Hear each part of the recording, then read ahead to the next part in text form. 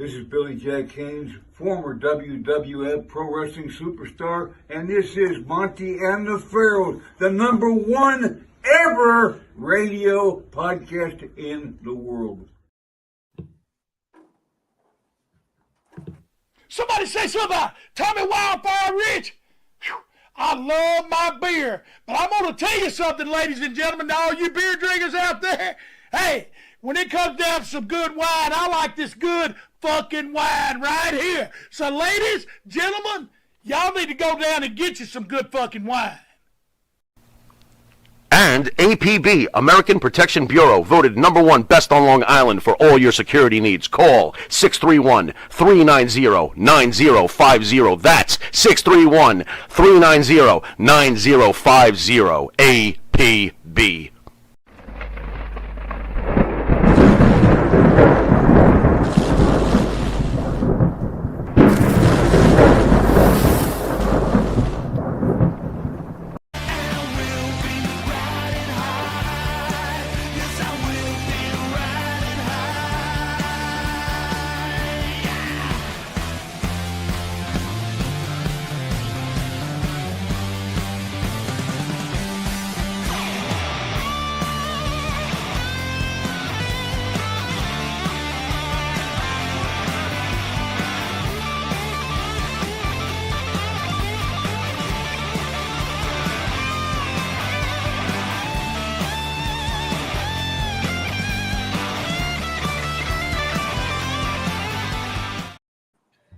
All right, Jimmy, we're back.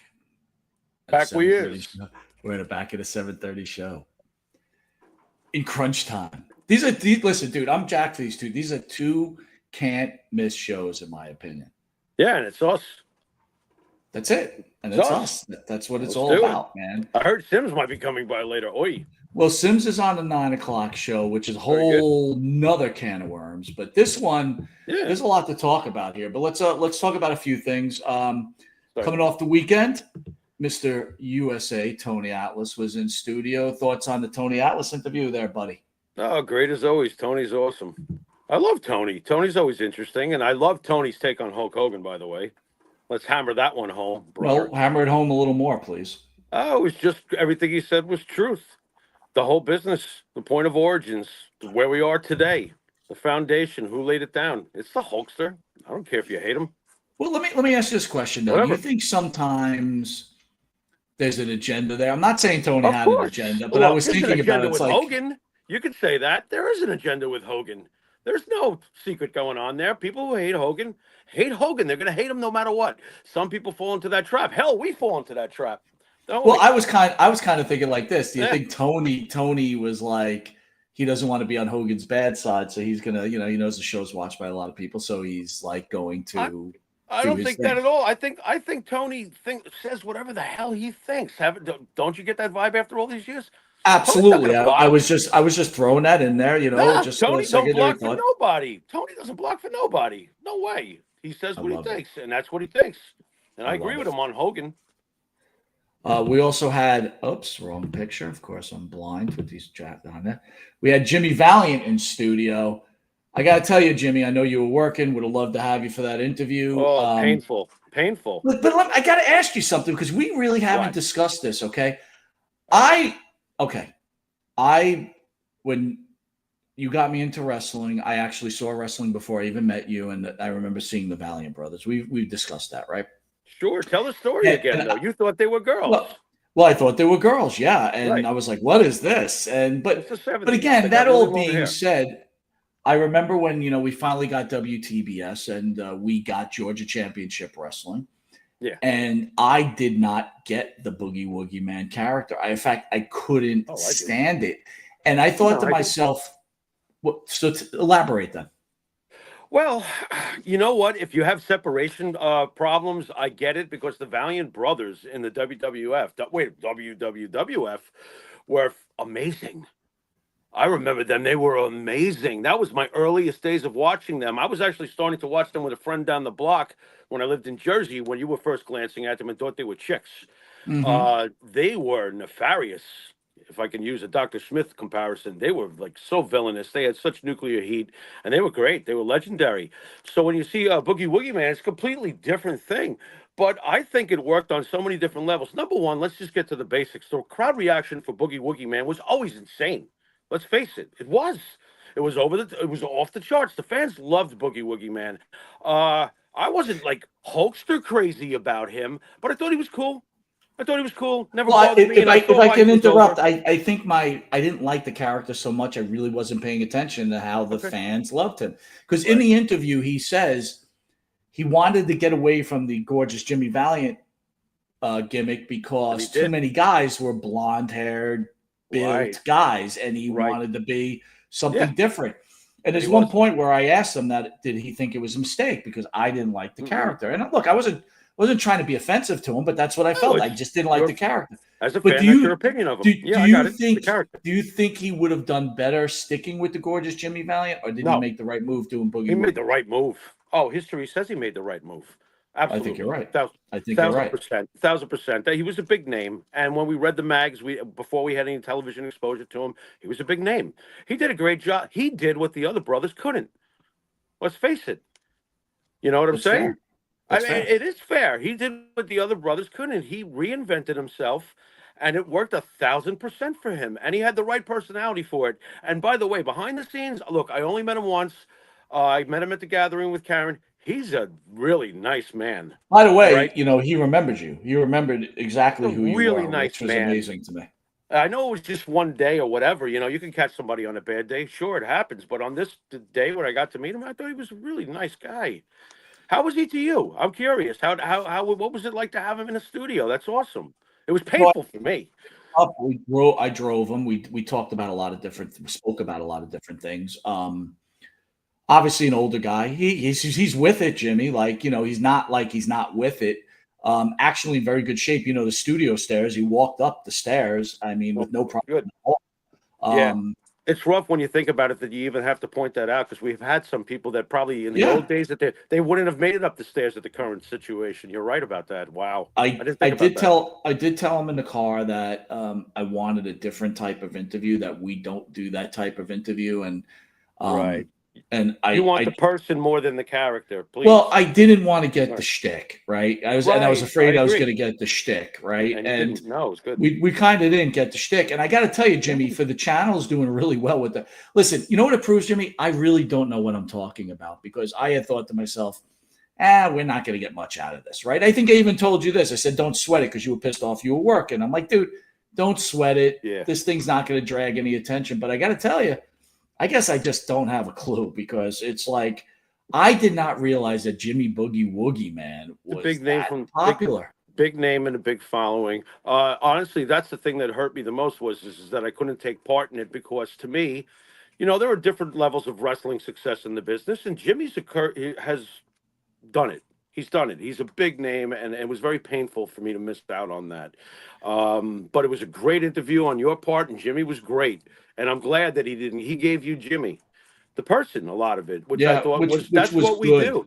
You know what? And it doesn't prove that you know nothing. What it proves is our critics know nothing. By the way, thought I'd point that out. What do you mean by that? Well, you said, you didn't think that it would be received with a lot of views, so you know nothing. What it means is our critics know nothing because this is not the first time that this has happened with one of our guests where we've gotten high exposure views or coverage by, the dirt sheets or, dark side of the ring contacting, whatever. What I'm saying is it makes our critics look wrong, not you. You're just not a huge fan of Jimmy Valiant. That's why you thought it might not be as big as it's turned out to be for us over the weekend. I'm not surprised. I did have a really bad miss though, Jimmy. I got to be honest with you. With what? On the script was I was going to ask him about his school and his most famous alumni, right? Which is I think Adam Page, right? That came from that school. And I was going to ask him how he felt about Adam Page, like with Punk. And did that disappoint him? I blew it, dude. I blew it. That's a good question. Well, we'll get him the next time when I'm actually. Well, you know what? I was torn between the last question, which I asked him, did he have any regrets about his life and what he did because I like this answer. he's I like this answer. it was a really good answer, right? I love this answer. You've asked me that question 1,000 times. Would I change anything? The answer is no. Yeah. I'm good. I'm okay with who I am. The world's fucked up, but I'm okay with who I am, and he is too, and he should be. It's done a lot. All right. Well, anyway, we had for the channel's doing really well on audio. We're killing it right now, dude. We're like in 7 countries. We're in the top 10 in 3. Dude, we're killing it right now. I want to give shout outs to the channel. First of all, I want to give shout outs to all the everybody that comes on to watch the show. Yes. Thank you so much. And I will run through the list today because I've done a really poor job recently. It's funny. I was thinking that. Not that you've done a poor job, but I was wondering why we haven't called out chat names lately. Dude, so when we're shooting from the Man Cave or Wahoo Saloon, right? And by the way, does it bother you that I call it Wahoo Saloon? I wonder if I should call it Pharaoh Saloon. No, the sign's right there. Go full screen for a second for me. Yeah, absolutely. Hold on. Bear with me here. I got to swing you over. Knob, it's this knob. There you go. There you go. Well, that's where I am. Right? It says it right there. But I think we should call it Pharaoh Saloon, dude, to be honest. What? No, it's not my saloon, and I don't even drink anymore. What are you talking? No, I'll never drink again after ECW. All right, on the spot question now, dude, and I think we could have covered this before, and I hate to cover it again because I'm just thinking about it, and it's a tough question for you, dude. So answer it, I guess, to the best way you want to answer it. Well, what do you? Obviously, you're married to Karen, and first of all, I'm glad she's getting better, which is great. She is. But yes, let me ask you something. Is it difficult being married to someone that was married to a famous person? And not that you're not famous, because we've already proven that at the big event, right? But Stop it. Not wow. Well, hey, you never know, man. It's coming around the corner anyway. You got to stop that. I didn't play for the Jets and the Dolphins. I wasn't 5-time United States champion. Listen, dude, I'm telling you what. Between the last big event when everybody was, you were an award-winning band. The last big event, people were crowding you. I gotta tell you, when I was at the big event, dude, it was crazy. I don't know how many people came up to me. I was like, what the fuck is going on? Yeah. And then everybody, like I was telling you, like Rita Charlton looked like she wanted to kill me. Greg Valentine looked like he wanted to kill me. Eric Bischoff looked like he wanted to kill me. I was like, what? What is with that, by the way, Eric Bischoff? I don't know. I'm trying to figure out. Did I ever say anything about that guy? I know that I've usually spoken very respectfully about Eric Bischoff. I think you have. I kind of like Eric Bischoff. I like listening to him too. So I don't know. Back to the original question, though. Is it hard? I'm trying to get around the original question. Let's talk about Godzilla movie. Let's talk Godzilla. You know, the 60s Godzilla with the rubber costumes were great. They were awesome. All right, we could skate around that question. No, we don't have to skate around it. You know, the bottom line is look, you know what you're going into. Look, this is not like, I'm dating some chick from high school that lives down the street from me. Of course it's different. It's Wahoo. It's Wahoo McDaniel. It's Karen McDaniel. By the way, there are days where I still marvel at the fact that Karen made the robes for these folks, and I still watch her make robes. This is not a regular day at the office. Do you understand what I'm saying as far as that goes? To answer your question, I respect it. I mean, I don't know what else to say about that. I respect it. I see Wahoo's son all the time, and every time I look at Zach, I see the same legs. I'm like, oh my god. But the bottom line, he has Wahoo legs, really? Wow. He's thick, man. He's a pretty. If he hit the weights like let's say you and him, let's go hit the weights and shit, dude, he would be his father's size, but more cut. He's a beast, huh? He is. He's a big guy, and he's athletic too. You should see him in the water. How much did Wahoo weigh? Do you remember how much Wahoo weighed? I'm going to take a guess, but I would say about 260, 265, 270. Wow. I'm taking a guess in his larger days. Bro, when he was a football player, he weighed less. He was like 240, maybe. You know what? Scary, dude. When I ask that question, and like when I think of Wahoo McDaniel, I think of this giant beast, right? Yeah. And then I go, hey, well, what do you think he weighed? And you say 260 and 265, and I go, fuck, I'm 265. This is bad, dude. Like, yeah, but you got to remember, it's all also in how it's distributed. Like Wahoo was like Samoa Joe before Samoa Joe. That's what I'm saying. Like he's like is big. Yeah, everything is big head, big neck, big shoulders, big chest, big arms, big legs, big everything. It was big. Right. The one cool thing and I would have known for sure, and trust me, I know I would have told you. We talk about everything in life. I have never still to this day heard a bad thing about him. whether it's friends of the family, people who knew him, blah blah blah. I've never.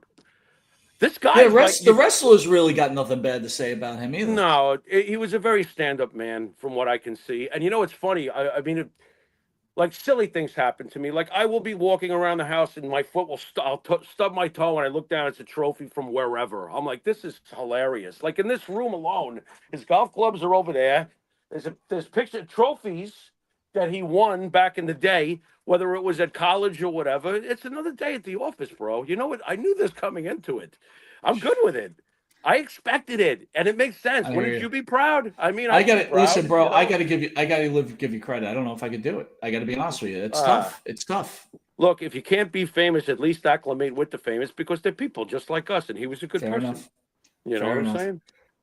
Listen, you know what's been going on with the channel. We're adding shows, a lot of old school wrestling shows. We got true crime. I want to give a shout out to, when it was real with Nikita and Benny. I got to tell you. Yes. I'm getting a lot of calls. People are loving this show. Very pleased with this. When Benny told me that he was doing something with him, I thought to myself, that would be a good combo as far as their dynamics together. And Nikita's a great listen. At the end of the day, it's not like there's so many people who call themselves historians, but he has a way, at least when he tells his stories, they're entertaining. It's like entertain me, not like someone we'll get to later. But a great combo. Good job. So far, so good. I think it's working. I think it's working too, because I think, Benny's an old school guy, and not that he's old. Yeah. I'm just saying he watched wrestling old school. Nikita Brezhnikov, it's funny about him, like that window when he watched, he is an expert on it, and he speaks like an expert on it, and he still speaks with the passion of it, dude, which is effing amazing. What I like about Nikita is that you always hear enthusiasm. He's an uplifting listen. You know what I mean? Like some are not always that way, but he's very, very passionate and optimistic, and remembers things in a very positive way. I like how he tells his stories. Very, very good voice. Very good voice. And not to say that Benny's an additive, but Benny is a great additive to that show. So it's Benny's the perfect control man for that. You know what I mean? Agreed. If you know what I'm saying. I mean, he's running the thing, and he's hosting the thing, and he's perfect. It's a perfect combo. I like it. I think it's. I think they're shooting, and there's a new wrestling show that's coming on too. It's going to be a can show. So starting next week, guys, that will lead into Monty and the Pharaoh at 7:30. So I think it starts 6:30 Eastern time, maybe 6 o'clock. But that will be a can video. So again, guys, like and subscribe. Please keep supporting the channel. We're really doing some great things, and I couldn't do it without you guys. That's for sure. Jimmy, so the demise of this man, Vincent Kennedy McMahon. What do you mean demise? Look at that hair. Dude, how good does he look right now? William Shatner good. And he's 10 years older. Or is it 14 years older? I like the salt and pepper look, Mike. What do you think about that? I got to tell you something. All the bullshit, he's sick. He's got Alzheimer's. This guy does not look sick to me. I'm glad he got rid of the mustache. Got to tell you. I wasn't digging that thing. I think it made him look really old. And I'll tell you another thing, too. His dyed hair made him look older. This here, that's a good-looking man right there, man. Well, how old is he? He looks great for his age if you really want to get down to it. I'm glad he's out. I'm glad he's about. I'm a little disappointed he didn't bring his cats courtside. He should have. Bring some cats. Maybe get a few treats. Is he a cat guy? He has like 9 of them. You haven't heard about that? To do tell, I've never heard that before. Well, Vince basically has been like, vacationing or staying at home, and he has 9 cats now. He got into cats, and he's got a bunch of cats. So I think he should have brought them to the Nick game. Why not? I knew he liked. He's Vince McMahon. He could have gotten a luxury litter box, Mike. Dude, I just gave you a great one-liner. It went right over your head. Wow, I missed it. I was, that's what happened. All right, keep talking, and then I'm going to do it again. Let's see if we can catch. No, don't. I said I knew he liked pussy, but not that much. Oh, for God's sakes, there you go again. Back to 5th grade. This is hard. All right, last night AEW. Check out this video. Need your comments on this bad boy.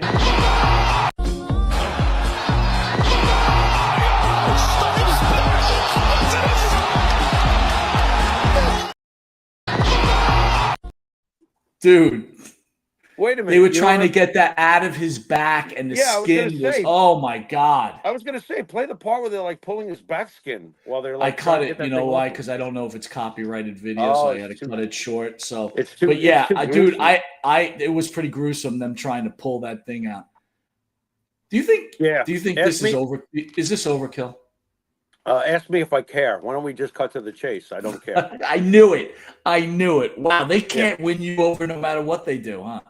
No, not with that. What I see is two former WWE guys. You know, I'm not going to get past it. I'm sorry.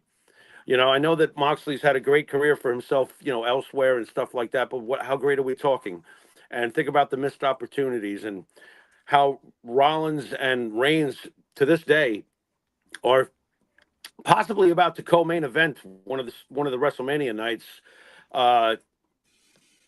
John, you know, I really don't care, John. I mean, you're tough. We know you're tough. We know you're insane. And so what? I've seen this 1,000 times. You cannot offer me the false advertising of we're the future and this is the real wrestling and blah blah blah when you're constantly relying on WWE legends. So no, Edge and Dean Ambrose, it's not going to do it for me.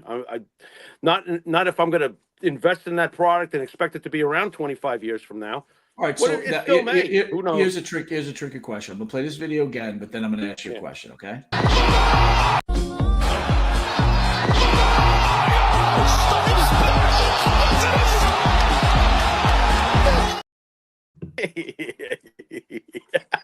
Does that strange question, but does that fall into the realm of the Hell in a Cell when Mick Foley gets thrown off the cage?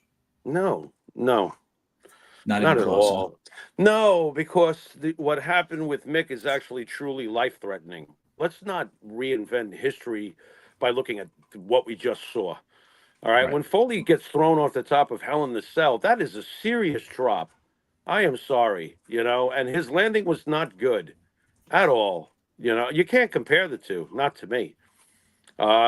Honestly, I don't even know why these guys do shit like this nowadays. I don't know why. What is John Moxley trying to prove? What is wrong with you? You're going to be like crippled when you get older. What are you doing to yourself?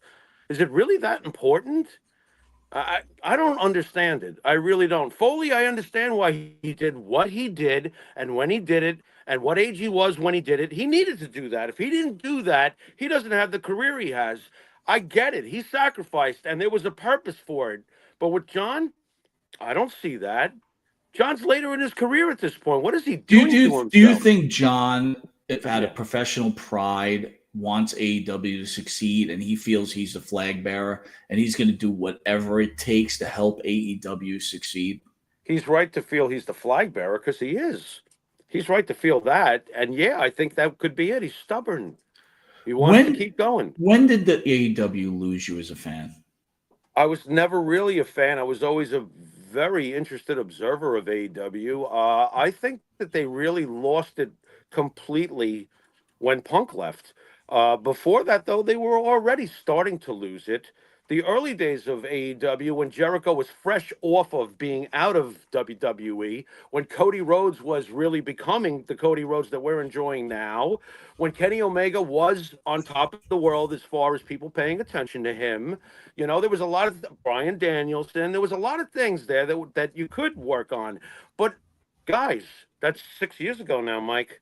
It's time to do more than just one MJF in the last 16 years. I mean, 6 years, forgive me. One MJF in the last 6 years. That's not enough. You got to grow a better crop than that. You can't. Well, what would you do differently? Well, there's a lot of things you and I probably would have done differently back when they were hot. Guys like Wardlow, you know, other guys that they could have been picked and groomed to be much more than they became. You know, Wardlow's just one example, but there was other guys, you know, and they've brought in plenty of people too that they've just been like, oh, here they pounds of shit in a 1 pound bag. So there's nothing they can do. There's nothing they can do to win you over, is what you're saying. They would have Tony Khan would have to hand it off to more of a wrestling person. That's why WWE is still successful. It was Vince McMahon, the ultimate promoter, and also the ultimate creative guy, and now Triple H, who inherits everything and understands it. Not necessarily inherits, but has been put in the position to run things the way Vince did. Now that it's owned by another company, you need a wrestling person. Tony Khan is not a wrestling person. And we witnessed it ourselves. When you have your number one draw, a guy bringing you over 1 million views on television every week, and CM Punk, and you side with Perry, are you stupid? And by the way, where is Perry now? They don't even show the guy. Thank you. We're right. Oh, we lost Jimmy, so they continue on. So when Jimmy comes back on, he must have hit his phone because he was getting crazy about Perry. No, the whole question is, you sided with Perry, which is fine, but then wouldn't you put all your money in the Perry basket? That's my opinion, right? It's like, if you're going to do this type of thing, you need to put, you're betting, right? It's like gambling. You've decided that Perry, Adam Page, they were the future of your company. You've had enough of Punk. You've got to start putting your money into those guys, right? I mean, that's the whole idea there. So that's what you have to do. Jimmy's back. Jimmy, how are you? Good. I don't know what happened just now. That was very strange. Probably slapped your phone, getting all crazy about. I didn't touch my phone, I swear. But yeah, Tony Khan's just pretty much lost. He needs to bring in a wrestling guy. All right, man. So let's do some house cleaning. Not one of your favorite things to do, but I have to bring it up, right? So dildo now. So this week, YouTube, right? I'm looking, and our friend, or not really our friend, but anyway, Lee Cole, who has that channel, Wrestling with the Devil, who is basically based on Vince McMahon going to jail. He's made his predictions that Vince McMahon was going to go to jail, and we all know the story, right? So Lee and I have had our problems in the past, but without a fail, Lee would call me and say, hey, look, I like you and Jimmy. I don't want to fight with you guys. I want to work with you. And I was like, Lee, it's fine. I said, me and Jimmy have our beliefs. You have your beliefs. In fact, he asked me to take down certain videos of him because of our videos and the power of Monty and the Pharaoh. He was getting a lot of harassment. So I took him down. Anyway, no big deal. All said and done. We're moving on. We're moving. We're movers and shakers. I'm not trying to pat ourselves on the back, but I've had enough of some of the shit already. Anyway, he likes to trail us, right, and look at our old videos and try to bring on guests from on our old videos, which is a little bit annoying, Jimmy, personally. I mean, everybody has a right, in my opinion, to have their own guest. I get it. But I just find it a little bit annoying. So anyway, this week he was having on, I think it was on Tuesday, James Perry, private investigator. If anyone remembers, James was on our show about how many years ago, Jimmy, do you think? That's years ago, 3, 4, something like that. So, James is it James Perry or James Terry? Maybe it's James Terry, dude. Yeah, I'm sorry. I think it's James Terry. Sorry about that. It is James Terry. Thank you for the correction. Yeah. So, okay, James is on our show, and he reached out to us telling us thank you so much because he got a lot of love from it, and then he was getting a lot of offers. But anyway, I just said, let me put on them while they're on and hear what they've got to say.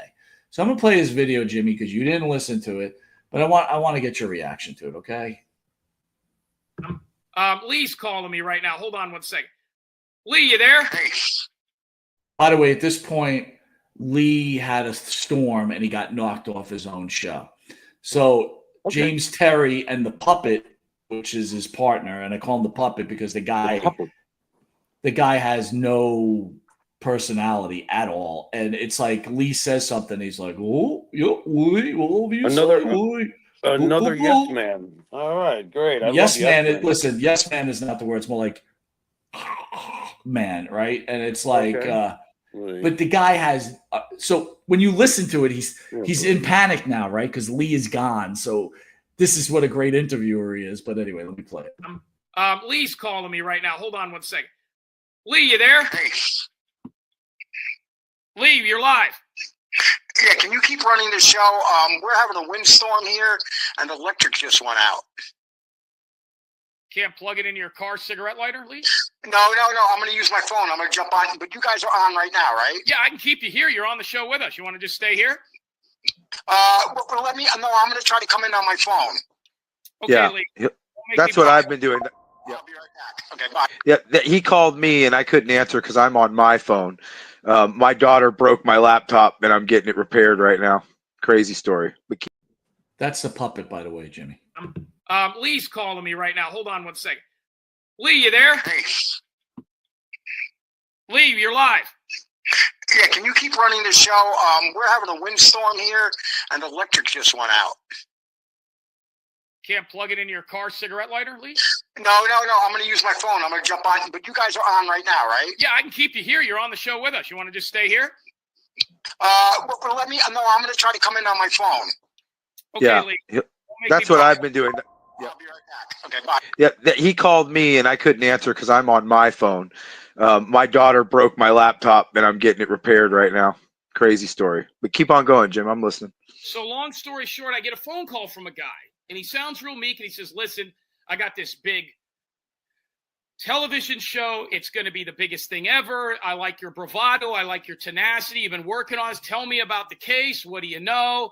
And I tried to explain it to him, and there were so many ins and outs, and he was shocked how much I knew about wrestling, having grown up with wrestling. Whether it's a wrestler or it's a missing persons case, it's still somewhat the same. Sure. And he's peppering me with questions, and I thought it was a documentary series for private investigating. And he says, we're going to call it Dark Side of the Ring. And I says, oh, you're interested in the wrestling. Now, a lot of these podcasters have had me come on their shows. Some of them are very, very nice. There's one with a couple of guys out of New York. It's actually on a local cable access channel, where is how Dark Side of the Ring and all that. I kind of got it out there. I'm trying to think of their names. It's two guys. Not Wade Keller. His name is, I cannot think of their two names. Lee's not a big fan of theirs, but I know their names, but I don't know if Lee would want me. I know exactly who you're saying, though. I don't know if Lee wants me to put their name out. Yeah, I had done some interviews over there with them about this, and it started getting more traction. So this guy's calling me, and he's peppering me with everything, and he goes, I need phone number. And I says, well, who are you? And he says, I'm a producer. I'm out of Canada. I'm going to do Dark Side of the Ring. He goes, what do you want for this? I said, nothing. I'll give you everything I got. Anyway, all right, so you get the gist of it, right? So, James Terry actually shows the real person Lee Cole is. The same guy that you've been telling me about, everybody else has been telling me about, that he's just trash, right? And he says one thing, and when I mean trash, if you say one thing and do something else, to me, you're trash, right? So I got pretty pissed off. I was like, you know what, man? Not only do you can't come up with your own original ideas because Vince McMahon is now free as a bird and you can't come up with new material. You got to try to grab guests from 3 and 4 years ago. And then you're bad mouthing, because if James Terry said he doesn't like him, that means there was a lot more said than that, right, Jimmy? Yeah, I would think so. I mean, I'm not a fly on the wall, but I would think so. I was really laughing. You know what I heard in the background? When he said, well, can you at least plug in your cigarette lighter? I was hearing $6 Million Man like, she's breaking up, the show's off course. It's off course. Use your cigarette lighter. Please stay on with me. I have no idea what to do. Oh my God, help! But here's the funny thing. James Terry is taking over the show as the puppet is sitting there, because the puppet has no clue what to do in this moment, right? It's he has to. What I remember about James Terry is James Terry almost had like a play-by-play sports announcer's voice. So of course he's going to take over. He has to. Right. He has to. And I found that very cute, by the way, Mr. Terry. You know our names, but you were towing the line because you didn't want to have like Lee, oh my God. Don't say their name on my channel. That right. I buy all my subscribers and views. And by the way, check it out. So I started checking out his channel because I'm like, now I've had enough, right? Because now, he's finding himself in dangerous land now, because he's getting up to about 60,000 subscribers. When you reach 100,000 subscribers, YouTube sends you a silver plaque. Right. And it's quite the accomplishment. And if you get 1 million subscribers, I know 500,000, I think you get a platinum. and then I think it's a gold or something at $1 million. I could be wrong, but anyway, my whole point is once you reach that 100,000 subscriber level, YouTube is going to send you stuff. But then YouTube starts to scrub your channel, right? So if you've been the bot man, okay, not the Batman, but the bot man, Yeah. guess what? They're going to wipe out your channel. And I'm laughing because I'm like, keep going, bro. Keep going. I keep on go for that 100,000 because all your bots, because I go look at his channel now. They got these names and these people who are putting comments, and you know they're bots because they're just stupid comments. It's like, great show. The sky is blue. It's like whatever, dude. And I'm like, whatever. And I'm just sick of people, dude. It's if you're gonna be a dick all the time, so we know what we're playing with dicks. I've always known that, though. It's all you're just more patient than I am. That's your problem. That's your problem. That is my problem. Dude. I'm not. I knew right away from the first time that he took a hack at us after we had done nothing but help him. I was like, okay, I'm done. Meanwhile, what is that? Right. Like years ago at this point, I'm like, I get the script. I'm like, oh, for God's sakes, Lee Cole again. I know. Jimmy bitches whenever he sees Lee's Cole's name on the script. He's like, what do I need to talk about this fucking guy for? Yeah, pretty much. I think that really says it all. I don't need to bury him. I've already buried him. I don't give a crap. I'm like, whatever, dude. You're nothing. And like you said, Vince is going to go to jail. Vince just had a hot dog courtside. Can we do a fucking show on that? Well, how about we do a show on what Vince McMahon ate and when he shit later that night with his 9 cats in his rich home? But wait a minute. Lee was bragging to me one day that he was in the dirt sheets because he's the one that announced that Vince was sick. Right. I don't know, dude. Yeah. Okay. Let me ask you something. I'm just going to ask this again. Maybe everybody else could weigh in. Does that guy look sick to you? No, he looks like spectacular for an 80-year-old man or whatever he is at this point. I mean, looks great. It's like game up, dude. So now the problem is you got nothing else to talk about. So now you're going to do interviews. But here's the problem. Your interview skills are so bad. They may be the worst interview skills I've ever heard on ever. And with the parrot, the puppet, whatever his name is, whatever. Let's move on. Anyway, he's already got a face that I've forgotten. I was just like, what is that? An eraser with lips? I don't know. Just whatever. All I'm saying is, like, put some teeth in your fucking mouth because the guy has no teeth. Lee Cole's got literally no teeth in his mouth. It's like I'm making money off my channel, but I can't put teeth in my mouth. I mean, come on.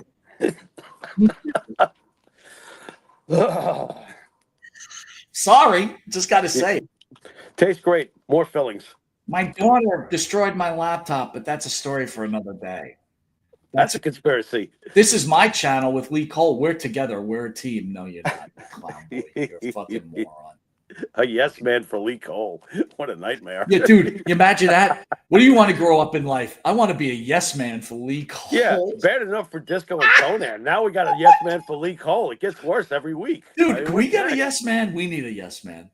I don't want a yes man.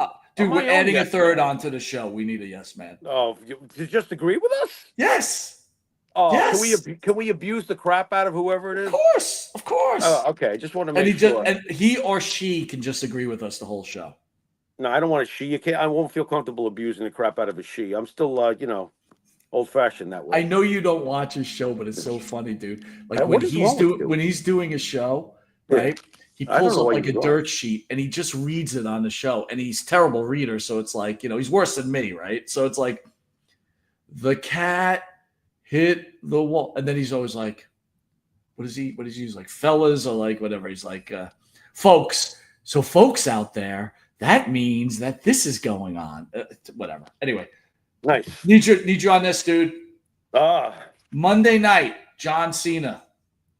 Many considering it the greatest promo of all time. Pharaoh, I know you got a lot to speak on this. I am turning it over to you. It's all you, bro.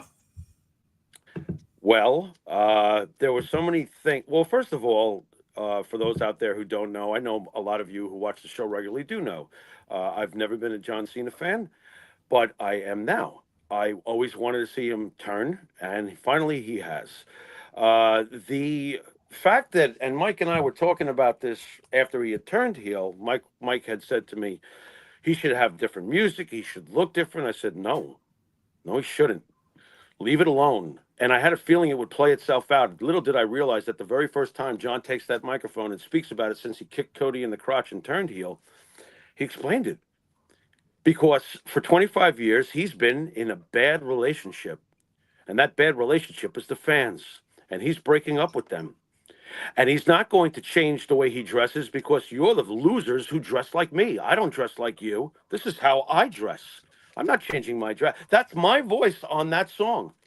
I'm not changing the song. You get nothing. You get nothing. And I absolutely love the way he's carrying himself as a bad guy. The stoic face John Cena, the scowl is fantastic. Everything about the promo was amazing. They were in Brussels. The crowd, what is it with the overseas crowds or any crowd that's outside of the United States? Those folks really, really appreciate being treated to a live WWE event. I mean, they were so, oh my God, John had nuclear heat that night and he responded amazingly. And then, of course, Cody comes out and, to Cody's credit, plays the face once again perfectly and says, I don't want this version of John Cena showing up at WrestleMania because this version is a whiny bitch. Perfect. Very little needed to be said. It was a great, great, great promo. Is it the greatest promo of all time? I don't think I'm ready to go there, but is it one of the more important promos of the last quarter of a century and could very well place itself somewhere in the top of the greatest promos of all time? I think it's already done that. But why wouldn't you say it's not the greatest promo? All right, let me ask you this. Okay. Yeah. So I've heard many people say, I don't even get the promo. He didn't even address why he did it. What? He addressed everything about it. Every single logical aspect let me reiterate. He didn't address why he got in a relationship with The Rock. Yada yada.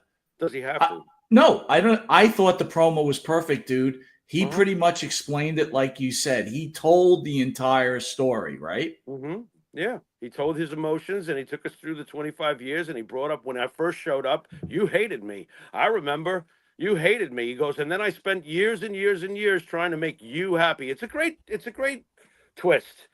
It makes sense to me as if he's going to play a heel. Look, this is all fantasy land anyway. Let's not get silly here. Like, what do people? I want the real truth, the real life. Would you stop it?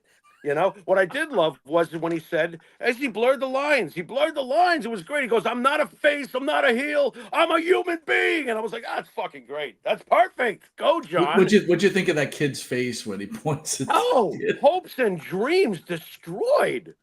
That was fantastic. God. It was fantastic. I mean, my buddy at work, Josh, is still shaking his head. He's like, I can't believe this. So it's had its impact on John's generation of fans, that's for sure. And it's had an impact on me. I'm old school. I've been waiting for this for at least 10 years, at least, to see John like this. So I'm thrilled. Can I tell you something really funny? I almost bought the new John Cena shirt. I was like, you know what? I probably need to get this. Let me ask you this. Do you think it would have been better presented if it wasn't in Brussels and it was in the United States? No, I don't think so. Dude, those foreign crowds are so much better than the U.S. crowds, dude. I got to be honest with you. Because they're appreciative. The WWE doesn't come to them very often. They get a chance to go see something like that. And to WWE's credit, they're not giving them a filler show. You know, so basically, the foreign fan doesn't think that they're in the business and think that they could write the show better than everybody else, right? No, they're just glad to be there, which is how we used to be when we watched Hogan and Andre at the Nassau Coliseum. That's right. We would never dare be like, I'm the show. This show is going to be about me and my feelings towards John Cena. You're going to like it, and if you don't like it, I'm going to type about it and bash you till you're dead. What happened to my face? I got it. Mike, what the hell happened to me? I don't know, you see me? No, that's you. What'd you do? Wow. I'm looking at me, and I don't see me. What the hell happened? Your camera got fuzzy. Your camera got fuzzy. Like that's not me, dude. Hold on. What the hell is that? That's you. Hold on. That's your camera, dude. What happened? Wow. Hope your camera didn't break. Should I go in and back out or something? That doesn't. Yeah, go in and come back. Go out and come back. Went. The hell, man? Got fuzzy camera. Fuzzy camera, Jimmy. My God. So anyway, when Jimmy comes back, I got to bring up something because I know we're doing a show next at 9 o'clock, and guys, you don't want to miss it. It's pro wrestlers aren't your friends, right? And we're gonna have Eric Sims on. Whoa, let me fix that because Jimmy's still there. All right. Pro wrestlers are not really your friends, but anyway, I wanted to bring up the Jimmy. Because we got a couple of subjects to cover at 9 o'clock, but I was talking to my wife about the wrestler, right? And I don't know why I was talking to her about it, but it just so happened to be on cable after I have this discussion with my wife about it. And basically, I'm watching it in a different light, right? Because one of the subject matter, or actually both the subject matters from the for the 9 o'clock show, I was watching them, and I'm watching Andrew Anderson, who has been on the show numerous times, and Jimmy was just talking about when you're in the audience, it's like you want to be the show, you know, instead of just enjoying the show because you're a smart mark or whatever you want to be. And I apologize for using stupid wrestling lingo, right? But anyway, I'm watching as an Andrew Anderson. He's in The Wrestler, and he has a couple of scenes, like two scenes in the beginning when they're talking, all the wrestlers are talking about setting up the show. And Andrew is sitting there trying to get camera time. And when you watch this as a movie fan, right, you're not really paying attention. And then maybe you're watching it if you become, like I said, later on at 9 o'clock, we've got a lot to talk about. But when you're watching about fans, like you meet famous people within the industry, right? So you meet a wrestler and you're a fan of that wrestler. You really want to be part of it and you get really excited and whatever else. And then you look at it in a different light. But then once you get not spoiled, but like desensitized to all this stuff, which unfortunately, and I mean this unfortunately, because doing the show for as long as we've done it, we've become desensitized because of some of the crap that we've seen throughout the years, right? And here I am watching The Wrestler, and I'm watching Andrew Anderson on film fighting for screen time. And I just I start laughing. I'm like, to say to my wife, look, you know what? It might have been on streaming. It might have been on Hulu or something. I don't remember. So I was able to reverse it and, reverse it, go back, reverse it and go back. And here's Andrew Anderson fighting for screen time. And I'm thinking to myself, like, I don't know, man. Sometimes when you're involved in this mess, it's a crazy deal. Jimmy, are you back? I think so. Hold on. It looks like it's back. I'm trying. Your camera's working. How about now? Do I look natural or no? No, you're there fine. We go. So, dude, I was explaining to everybody Oh that my when you were God. talking about being part of the show, Yeah. I was talking to my wife about The Wrestler. I don't know why it came up. I think it had to do with one of the subject matters at 9 o'clock that we're going to talk about. But anyway, I started talking about The Wrestler. And it was on Hulu. I don't know how it was on, but I was looking at the movie totally different now, right? Because I love that movie, but now I'm a little bit spoiled. And I was watching Andrew Anderson fighting for screen time, dude. You can see it in the movie. He's like popping. There's a point when Mickey Rourke comes from finishing the match with the dude with the mohawk. Okay. And they're all like shaking his hand because I guess Mickey Rourke or whatever his name was, the wrestling name, Randy the Ram. They're all, all the wrestlers are in awe because it's Randy the Ram. Here's Andrew Anderson. He's basically like diving over the pile. There's a point he puts his hand out to Mickey Rourke, and I guess Mickey Rourke didn't shake his hand. It's just like, dude, Really? Dude. When you watch it in noticed. that light, when you watch it, when we because the people we know, it's like, Ginsburg's acting is awful in it, by the way. It's really bad. I got to throw that out there. I'm just a fan. My name's Evan. My name's Evan. And when he's taking the picture, he's like, ooh, it's like, oh my God. Here I am. I'm a movie star. I'm part of what's that thing that everybody's part of? SAG. The IMDb or whatever it is. What? Oh yeah. Yeah. I've got a profile. I'm like, Anyway, oh, I don't want to spoil for everybody because we got a lot to talk about at 9 o'clock. Yeah. So anyway, let's talk about the main subject here, man. The wrestling world, right, is always which is the better match? Ricky Steamboat against Ric Flair, Ricky Steamboat against Randy Savage. Oh. If you're an NWA guy or WCW guy, it's like, oh, those matches with Flair and Steamboat were the greatest. And if you're a WWF guy, you might have a different thing. But I'm gonna move you over here because I want to get your take on it. But before we even get into this, I'm gonna give you stats, and then you're just gonna give me your answer because you know what? I'm already telling you I hate the Steamboat Flair matches. Okay, I don't hate them. I don't hate them. No, Come on. Okay. But I think they fail in comparison to the Savage Steamboat match. So my opinion doesn't matter. And it's only because I'm a WWE guy. Okay. But anyway, before we even go, I thought it was important that we play the video of what Ricky Steamboat actually thought before we even get any deeper. Okay. Mm-hmm.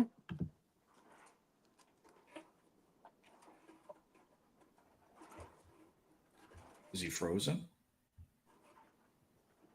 Hold on. Ricky, speak to us. Ricky, speak to us, Ricky. We don't have to break out the spirit box. He's not there yet. I don't know. What the fuck, dude? This thing isn't playing? Come on. He's got nothing to say.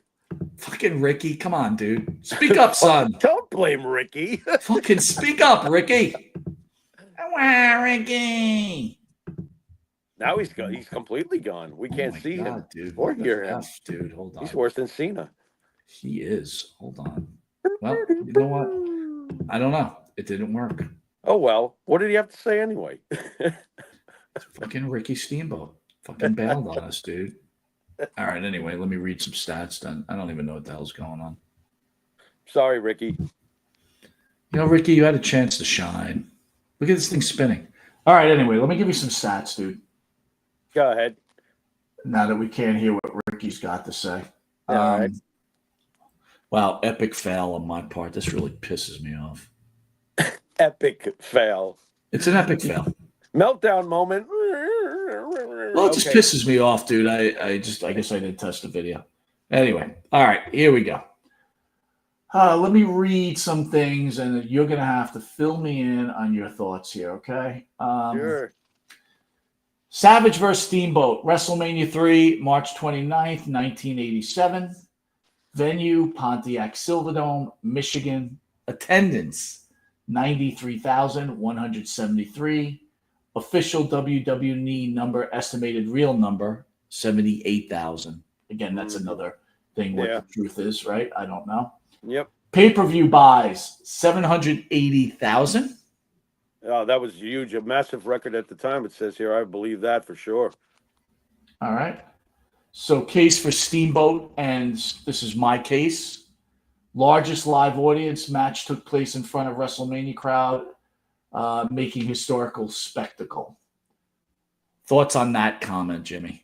Well, it's true. WrestleMania 3, while WrestleMania 1 was obviously the one that got it all started, WrestleMania 3 was the first blockbuster, successful, over the top, what WWE was to become WrestleMania.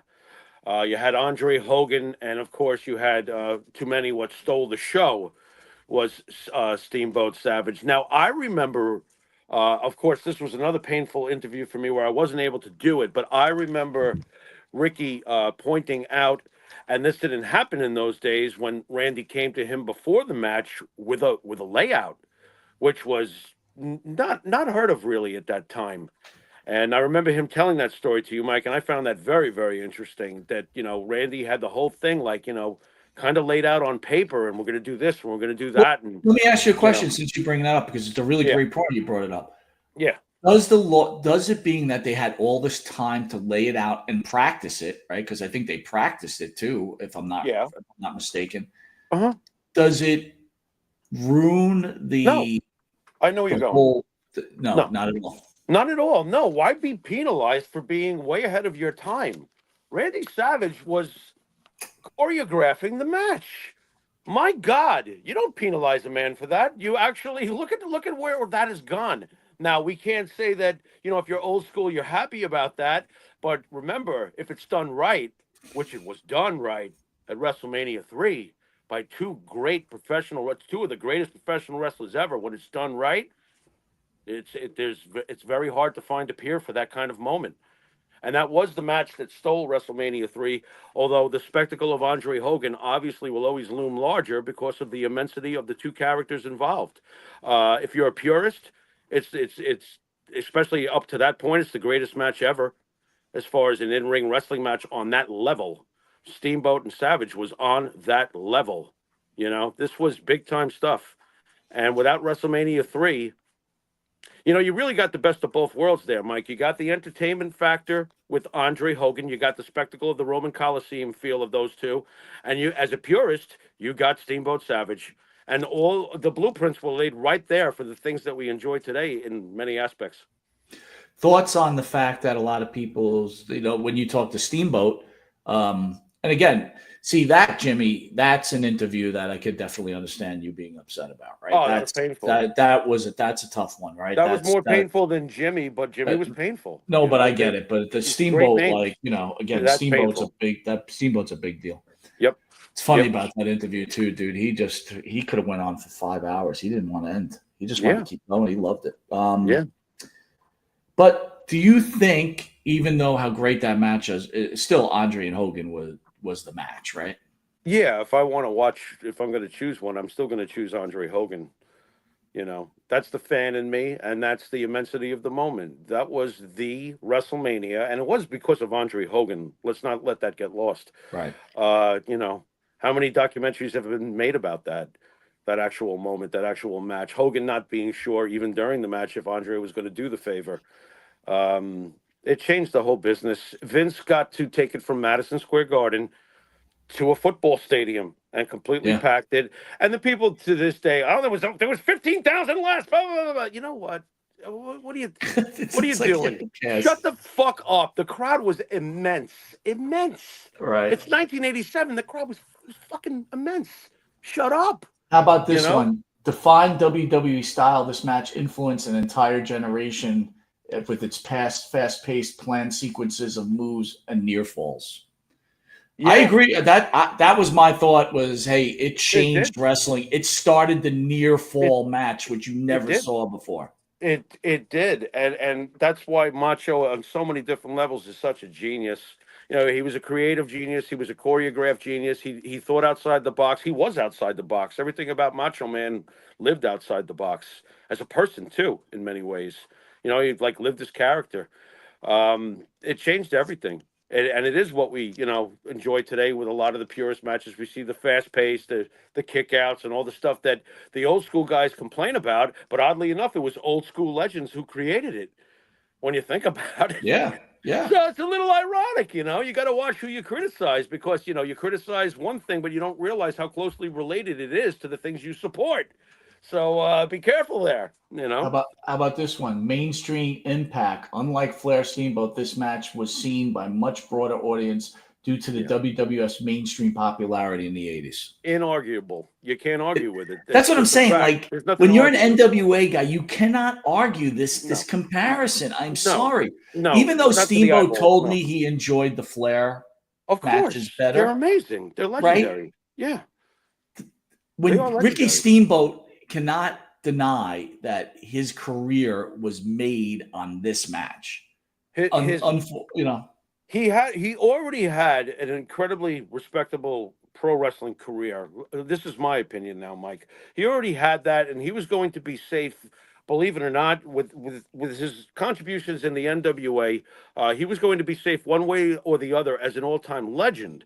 What this did for him was just take him to a whole nother level of worldwide recognition, period. Yeah. Ricky the Dragon Steamboat in the WWE was treated like a superstar. And by the end, it didn't work out, and he left, and he went back. We all know that. But there was a point in time where Vince saw the magic of Ricky the Dragon Steamboat, pushed it to the fucking moon, and he was over. And it was great. And it was for a while. It wasn't for a hot minute. Going back to what you said, Ricky even admits it's his fault. He got Yeah. stupid, and he Yeah. put, that's why Vince is great, because you know what? He challenged Vince and pretty much tried to dictate something to Vince, and Vince goes, I don't give a shit who you are. Goodbye. I'll put it on a guy named the Honky Tonk Man, and guess what? Off to the races. What an incredible run the Honky Tonk Man. And it's ironic, too, about the I don't take shit from anybody part, because you can actually tie the bridge. You've got Ricky. He ain't going to take Ricky's shit. Here comes Honky Tonk. Honky Tonk, because the world record-setting intercontinental reign. Here comes Warrior. What happened to Warrior? Holds Vince McMahon out for money. Vince pays him, and the second he's off the stage, you're fucking fired. I don't care how popular you are. You held me up. Fuck you. I will replace you. Goodbye. Fine. You're fired. You're fired. All right, so here's some stats on Ric Flair, Ricky Steamboat. Now, obviously, this is the trilogy, right? And again, sure. All right, Chi-Town Rumble, February 20th, 1989. Great attendance, 8,000. Pay-per-view buys, 130,000. Let me give you the stats for all three and then weigh in, okay? Because instead of going individual. Clash of Champions, Ragin' Cajun, April 2nd, 1989. Attendance, 5,300. Superdome at the New Orleans. Superdome? At the Superdome, dude. The Superdome holds thousands and thousands of people. But here's an important thing. It was live on television. All right. $5.6 million viewers on TBS. Good. So that's really good. And it went head to head with WrestleMania 5, by the way. Well, they did well. They're hardcore fans. Remember Crockett? We talked to Crockett about that, right? And that was Crockett's idea, I think. Right. Wrestle War, May 7th, 1989. Attendance 6,300. Nashville. Pay-per-view buys 150,000. Right. Listen, just go ahead. Just give it to Farrell. I'm handing it over because I already have my decision on this. Well, it's really simple. Let's just do the math. WrestleMania 3 gets 780,000, buys and views and stuff like that. And you add up all three of these, 150,000, 130,000, that's 280. Come on. I mean, all three matches combined aren't even half, for the most part, of what WrestleMania 3 did. They didn't have the vision. You got to remember, it's 1989. Vince has got the vision. Vince has already taken over. What wrestling are we on? 85, 86, 87, 80. We're on WrestleMania 5 with Hogan and Savage. I mean, where the WWE is already taken off, dude. I mean, they got Saturday morning cartoons. Well, let me ask you something. Do you think if this Flair Steamboat match was in the WWE, it would be different? No, because is it the promoter? No, because it's 1989 and Hulk Hogan is God. Right. So no. And Macho Man is God. So no. Roddy Piper's still coming and going, correct? 1989. Yeah. I mean, there's certain guys that are walking into that locker room, and guess what? Ric Flair and Ricky Steamboat, even you, Ric Flair. No, it's not happening. That's why when Flair finally did come, it was fantastic. I loved it, but it didn't last long. Flair needed to go back to the smaller pond, which is businessly wise, the truth. I'm sorry if it hurts feelings. And he had to go back and be the big man there because he wasn't going to be the big man permanently Jimmy, or for long term with Vince. Your comment right there is brilliant. And this is why, no matter how everybody wants to say that Ric Flair is the greatest of all time, he is not. Okay, because he is a big fish in a small pond, and he is a small fish in a big pond. Well, let me correct you there as far as my opinion. I don't think that he's a small fish in the WWE, nor do I ever think he was. I think he was a big fish. He just wasn't the biggest fish the way he was in WCW, NWA. He's a big fish. That's me. All right, I'm saying that, okay? Ric Flair's a big fish, man. He's a legend. He's great. And he was great as WWE champion. And I loved his victory in the Royal Rumble. And I think he did wonderful in the short frame he was here.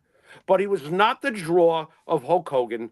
And he was not the draw of Macho Man Randy Savage in the WWE. That's all there is to it. Well, I tell a story when I went and saw Flair Hogan at the Garden, and it was like half empty. That's so depressing, by the way. But wait a minute. You know what though? That you see that again. That was the way I envisioned it because I remember I got scalped. I scalper tickets. I got them very easy. The seats were very good. Ugh. But I heard LeGrec on Busted Open because I didn't realize they had two matches, and the first match I think was a double countout. and it looked like they had 18,000 at the Garden. When I went for the rematch, right, there was 15,000. Now, 15,000 is not a small crowd. No. To me, though, Jimmy, when we used to go to the Garden, it was standing room only all the time. Well, you know so what? to though, me, it was empty. The matchup was doomed from the start because Vince never pushed it on television. All right. Now, if he had, I'm just saying, Vince obviously wasn't behind it because he was testing it. Let's not get things lost here. The matches you saw, the 2 matches, they were testing to see how the live response was going to be. I wouldn't have tested it. I would have pushed it on the air, and I would have done everything I could to get behind it to try to build it up the way Vince builds up anything he wants to be big. And he didn't do that. So I have to factor that in. All right. But was Ric Flair as big a draw as Hogan? No. Flair will be the first one to tell you Jimmy, I think that Hogan was the biggest draw. We know that wrestling's a dance, though, dude. And I got to be honest with you. Even when Hogan wrestled Flair when he went to WCW, I always felt like their work together wasn't very good. Like, I've heard Flair talk about his Backlund match, and he's like, the chemistry wasn't there. It just didn't work. Right. I always felt Hogan and Flair, their chemistry was not good. I agree. I don't think that they had great chemistry. Oddly enough, Flair had incredible chemistry with Shawn Michaels. What do you say to Mike Messier, who posted on our channel before the shows even took place and said, Flair, Steamboat, without a doubt, George Steele interfering in WrestleMania 3 just knocks it out. Don't even bother doing the show. Well, I will give him one little sliver of I didn't like when George Animal Steel interfered either, and I didn't like the outcome of the match. But that's me as a fan rooting. You don't penalize the match for its impact or its time frame and when it happened. So that's my take on that, pretty much. Here's my take on it, and this always amazes me about certain wrestling fans, okay? This is storytelling, right? And not you. I'm talking about other wrestling fans. Right. This is storytelling. If everybody remembers WrestleMania 2, Savage wrestled George Steele, and they had a long feud as he wanted to be with Elizabeth. Savage got got the best of him all the way through. The end of the storytelling is the good guy's going to get. So Steele had to get. It was part of the storyline. I didn't have to say that I like it. That's it. It was part of the storyline. Like for Mike Messier, it wasn't a nonsensical. But for Mike Messier to say that ruined the match, no, it didn't. Well, you know what? Match. I'll tell you what. I'll counter Mike by saying this, and you're going to find this surprising. All right, if I'm going to pick a trilogy, it's not going to be Flair Steamboat. Guess where it's going to take place, Mike? You might know where I'm going with this. My favorite trilogy. They were like movies, those matches. I've said it before on the show. We don't talk about it often because of the location and who they are. But the trilogy between Kenny Omega and Okada in New Japan years back, not now, years back when Kenny Omega was building the reason why AEW believed in building a company around a guy like Kenny Omega, those 3 matches were like movies. They murdered each other, and it was all today's stuff, but physical as shit. Literally, and there were timeouts. They were like sitting like huffing and puffing like boxers, man. It was absolutely insane. And if I'm going to watch a trilogy, just in case you didn't think we were smart on this program, Mike, and I know you do, I'm watching Okada and Omega. Thank you. And by the way, more people watch that trilogy than Flair Steamboat, by the way. Well, again, to me, you can't take this comparison seriously when your main event draws 5,600 people. I'm sorry. Now, quite impressive. You had 5 million people watching it, but also remember this. Numbers don't lie. Numbers don't lie, and there's really no way around that. And you can dismiss an angle or run in or whatever and say the match is disqualified. But I agree with you, Mike. 5,300 people kind of disqualifies that when you're comparing WrestleMania 3. Absolutely. Now, again, having the idea and having 5.3 million watch your match on TV, great idea, right? Got to give credit to the Crockett's, right? Absolutely. But here's the thing. Understand something. A lot of people don't have a ton of money. They were getting a free wrestling match compared to having to buy a wrestling match. So, again, kudos for doing it. But clearly that match did, again, to even compare the two, Savage Steamboat was groundbreaking. I always felt like Flair, Steamboat was always trying to catch up to that. They tried to do the same stuff. They tried to make it as exciting. What do you think of the fact that Meltzer gave all 3 matches 5 stars? I've never given Meltzer much thought. I don't agree with anything he usually says anyway. Meltzer is the quintessential artsy fartsy. No thanks. Do I think that those were all excellent matches? Yeah, I do. But I don't think I need Dave Meltzer to tell me that. You know what I mean? I know what I'm looking at. Dave Meltzer's a very fortunate here's man what I'm gonna here's to be what I'm making gonna money give. observing wrestling his entire Here's what life. I'm gonna Good give for him. Steamboat. Here's what I'm gonna give Steamboat Flair. The storytelling was better because it was longer. It was a longer storytelling. I don't even know if it was better, man, because you know what? He damaged Steamboat's throat, which was pretty bad acting. But I won't disagree that the storytelling was more complex and cohesive. I'm not going to disagree with that. That's fine. I mean, that's a fine point. I have no problem with that. Final result, Jimmy. Who wins? Well, at the end of the day, you have to be historically responsible. They both win on different levels, but if you're going with which one was bigger and more impactful at the end of the day, it's still going to be Steamboat Savage. Which matches were better? Take everything else aside. Which matches were better? Oh, pretty fond of the Chicago one. I remember being very fond of that.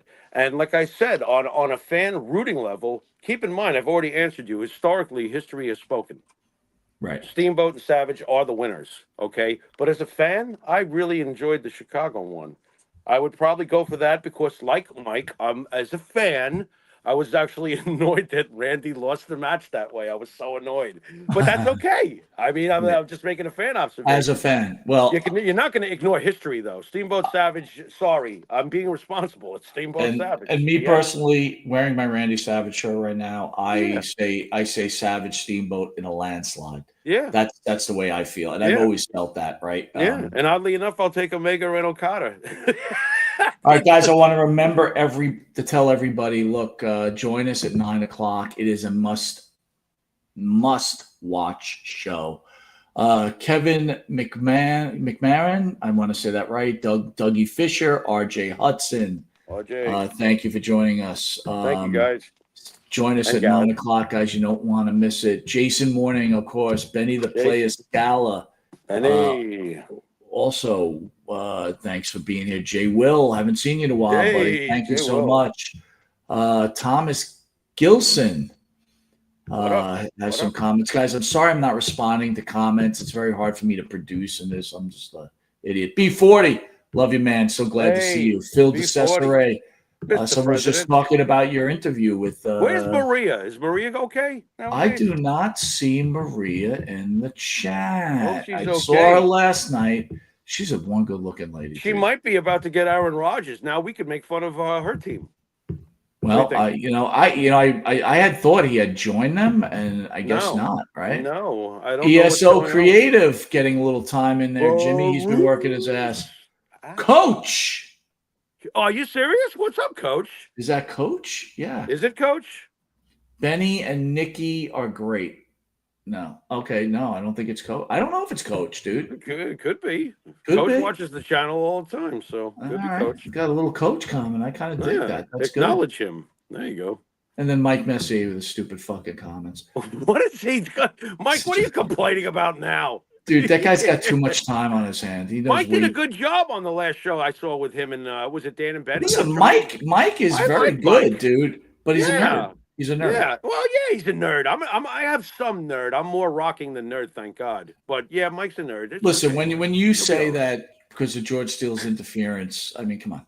Oh, that annoys the guy remembers too much shit, dude. The guy, you know what? The guy remembers too much shit. That was so annoying, though. I remember being very annoyed. And when I watched it years ago, in the past, I've watched that match over and over again. I'm like, God damn it, here comes the run-in. God damn it. I was a Savage fan, dude. Now, hold on. Weren't you upset when the animal interfered and Randy lost? I'm like, this sucks. Yeah, I was pissed off. But you know what? Here's the thing now.